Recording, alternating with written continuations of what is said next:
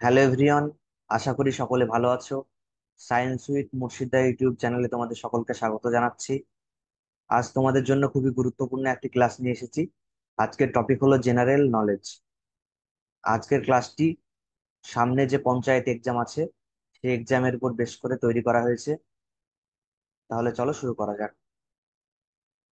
দেখো, প্রথম পয়েন্ট বলা আছে পরিবারের সকল সদস্যদের থাকার জন্য ঘরগুলি নিয়ে তৈরি হয় একটা বাড়ি। তাহলে বাড়ি কাকে বলা হয়? আমরা সকলেই জানি যে পরিবারের সকল সদস্যদের থাকার জন্য যে ঘরগুলো থাকে সেই ঘরগুলো নিয়ে তৈরি হয় একটা বাড়ি। এখন পাশাপাশি যদি কয়েকটা বাড়ি থাকে তখন সেই বাড়িগুলো নিয়ে তৈরি হয় একটা পাড়া।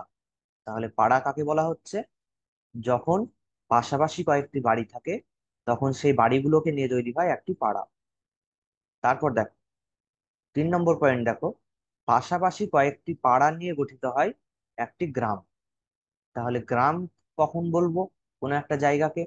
যখন কোনো একটা জায়গা পাশাপাশি কয়েকটি পাড়া নিয়ে গঠিত হবে তখন সেই জায়গাটাকে আমরা বলবো গ্রাম। আশা করি সকলে বুঝতে পেরেছো। তারপর দেখো, পাশাপাশি কয়েকটি গ্রাম নিয়ে তৈরি হয় একটা অঞ্চল। তাহলে অঞ্চল কাকে বলা হচ্ছে? অঞ্চল হলো কতগুলি গ্রামের সমষ্টি। অঞ্চল হচ্ছে কতগুলি গ্রামের সমষ্টি।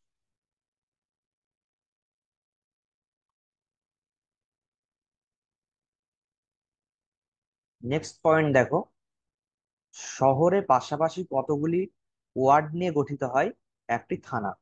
তাহলে থানা কাকে বলা হচ্ছে? কতগুলো ওয়ার্ড নিয়ে গঠিত হচ্ছে থানা। তাহলে থানা হলো কি? কতগুলি ওয়ার্ডের সমষ্টি। কতগুলি ওয়ার্ড নিয়ে তৈরি হয় থানা। আচ্ছা, এখন এই যে ওয়ার্ড, এই ওয়ার্ডের প্রধানকে? ওয়ার্ডের প্রধান হচ্ছে পৌরপিতা। আমাদের মনে রাখতে হবে ওয়ার্ডের প্রধান হচ্ছে পৌরমাতা বা পৌরপিতা।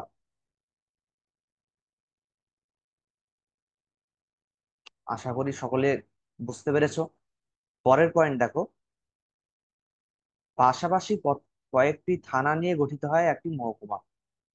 তাহলে এখন কয়েকটি থানা নিয়ে কি গঠিত হচ্ছে? একটি মহকুমা। তাহলে মহকুমা হলো কতগুলি থানার সমষ্টি। পরের পয়েন্ট দেখো, পাশাপাশি কয়েকটি মহকুমা নিয়ে গঠিত হয় একটি জেলা। তাহলে জেলা কাকে বলা হয়?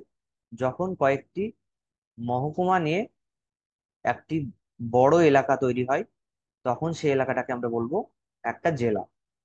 তারপর দেখো, পাশাপাশি কয়েকটি জেলা নিয়ে গঠিত হয় একটি বিভাগ। তাহলে বিভাগ হলো কি?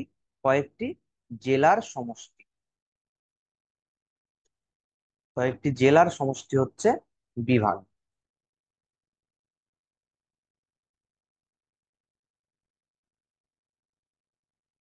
পরের পয়েন্ট দেখো, সব বিভাগ বা জেলাগুলি নিয়ে গঠিত হয় একটা রাজ্য। তাহলে অনেকগুলো জেলা, সেই জেলাগুলোকে নিয়ে গঠিত হচ্ছে কি?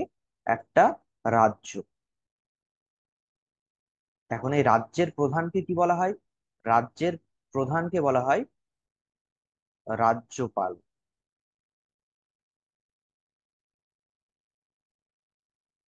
আশা করি সকলে বুঝতে পেরেছো। তাহলে এই যে ছোট ছোট পয়েন্ট গুলো, এগুলো আমাদের খুব সূক্ষ্মভাবে মাথায় রাখতে হবে। পরের পয়েন্ট দেখো, সব রাজ্যগুলিকে নিয়ে গঠিত হয় একটা দেশ। তাহলে কয়েকটা রাজ্য নিয়ে গঠিত হচ্ছে কি? একটা দেশ। তারপর কতগুলি দেশ নিয়ে গঠিত হয় একটি মহাদেশ, এবং কিছু দেশ নিয়ে গঠিত হচ্ছে কি? মহাদেশ। তাহলে আশা করি এই পর্যন্ত সকলে বুঝতে পেরেছো। এরপর চলো, যে সমস্ত পয়েন্ট গুলো আমরা পড়লাম সেই সমস্ত পয়েন্ট থেকে কিছু এমসিকিউ আমরা সলভ করে নেব। প্রথম প্রশ্ন হচ্ছে, পঞ্চায়েত ব্যবস্থার স্তর বা ধাপ হলো? অপশন এ বলেছে গ্রাম পঞ্চায়েত, অপশন বি বলেছে জেলা পরিষদ, অপশন সি বলেছে অঞ্চল পঞ্চায়েত বা পঞ্চায়েত সমিতি, অপশন ডি বলেছে সবগুলি। তাহলে এখানে সঠিক উত্তর কোনটা হবে? পঞ্চায়েত ব্যবস্থার স্তর বা ধাপ প্রধানত তিনটি। সেগুলি কি কি?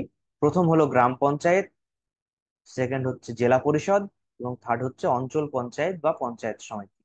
তাহলে এখানে আমাদের সঠিক উত্তর হয়ে যাচ্ছে অপশন ডি। বা সবগুলি।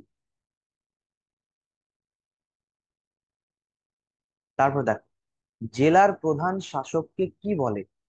জেলার প্রধান শাসককে কি বলা হয়? অপশন এ বলেছে ওসি, অপশন বি বলেছে এসডিও, অপশন সি বলেছে ডিএম, অপশন ডি বলেছে এমএলএ।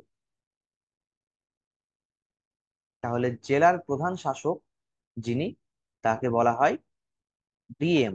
তাহলে এখানে অপশন সি হয়ে যাচ্ছে আমাদের সঠিক উত্তর। পরের প্রশ্ন দেখো, মহকুমার প্রধান কর্তাকে কি বলে? অপশন এ বলেছে ওসি, অপশন বি বলেছে এসডিও, অপশন সি বলেছে ডিএম, অপশন ডি বলেছে এমএলএ। তাহলে এখানে আমাদের সঠিক উত্তর হয়ে যাচ্ছে মহকুমার প্রধান কর্তাকে বলা হয় এসডিও।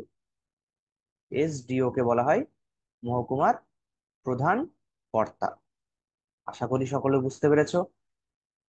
পরের প্রশ্নে চলো। দেখো, রাজ্যের প্রধানকে কি বলা হয়? একটু আগে করানো হলো। রাজ্যের প্রধানকে বলা হয়, অপশন এ বলেছে রাজ্যপাল, অপশন বি বলেছে রাষ্ট্রপতি, অপশন সি বলেছে মুখ্যমন্ত্রী, অপশন ডি বলেছে ওপরের কেউ নয়। তাহলে দেখো, রাজ্যের প্রধান শাসককে বলা হয় রাজ্যপাল। তবে আমাদের মনে রাখতে হবে, রাজ্যের প্রধান শাসন কার্য চালায় কিন্তু মুখ্যমন্ত্রী। তাহলে রাষ্ট্রপতিকে কি বলা হয়? রাষ্ট্রপতিকে বলা হয় দেশের প্রধান। দেশের প্রধান হচ্ছে রাষ্ট্রপতি। পরের প্রশ্ন দেখো, মিউনিসিপ্যালিটির প্রধানকে কি বলে? অপশন এ বলেছে চেয়ারম্যান, অপশন বি বলেছে পৌরপিতা বা পৌরমাতা, অপশন সি বলেছে প্রধান, অপশন ডি বলেছে সচিব। তাহলে দেখো, এখানে আমাদের সঠিক উত্তর হয়ে যাচ্ছে অপশন এ, চেয়ারম্যান। তাহলে মিউনিসিপ্যালিটির প্রধানকে কি বলা হয়? চেয়ারম্যান। আর পৌরপিতা বা পৌরমাতা কাকে বলা হচ্ছে? ওয়ার্ডের প্রধানকে। কোনো একটা ওয়ার্ডের প্রধানকে বলা হচ্ছে পৌরপিতা বা পৌরমাতা। আর প্রধান কাকে বলা হয়? পঞ্চায়েতের প্রধানকে। আর সচিব কাকে বলা হয়? পঞ্চায়েতের যে যিনি সেক্রেটারি, যিনাকে বলা হয় সচিব।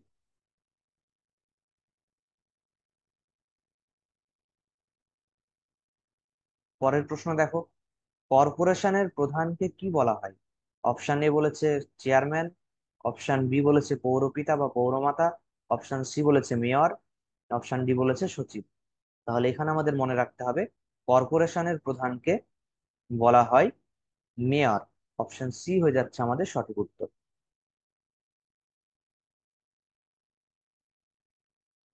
তাহলে আজকের ক্লাসটি ছিল এই পর্যন্তই। যদি তোমাদের ক্লাসটি ভালো লেগে থাকে তাহলে অবশ্যই লাইক, শেয়ার এবং সাবস্ক্রাইব করতে ভুলবে না। দেখা হচ্ছে আবার পরের ভিডিওতে।